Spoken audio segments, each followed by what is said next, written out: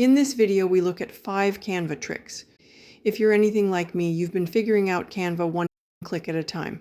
I'm not a design expert, but I have picked up a few little tricks that have made things easier and less frustrating. Here is trick number 1. Let's say you type some text, but then decide you need to switch it to all caps. No need to retype it out again. Control plus Shift plus K toggles the text between lowercase and uppercase. Just hit Shift, then Control, then K. It transforms your text to all caps. Press those keys again, and you are back to lowercase. Of course, you can go up to the Edit toolbar and click on this symbol here to toggle back and forth as well.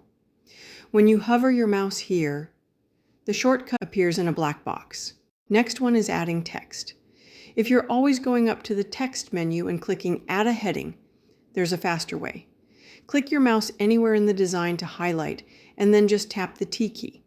That drops a text box right onto the canvas. Tip number 3 is precision. Let's say I have a line in my design that needs to be at 45 degrees. I can grab the end of the line and bring it around, watching to see what the degree is, but that can be really finicky.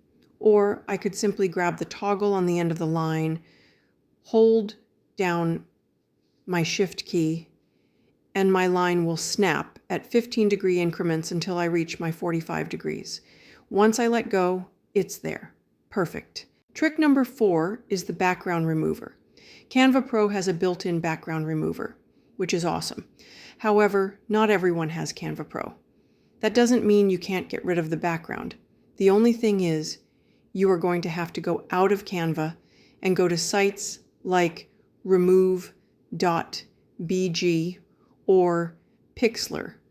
They're free, easy, and do the job. Once you have the background removed, come on back over to Canva and carry on designing. Tip number 5 is duplicating. It is my favorite of all the tips today. If you want to copy something, just hold down Alt or Option on Mac, then click and drag the item, and boom, there it is. You can also hit Control plus D, the duplicate button in the floating toolbar, but Alt, click and drag is my favorite. It's perfect when you're building a design with repeating parts or just want to keep a backup before making changes. Those are 5 simple Canva tricks I wish I knew and was using sooner. Nothing fancy, just practical stuff that makes creating way easier. If you found this content helpful, consider subscribing to the channel. Thanks for watching.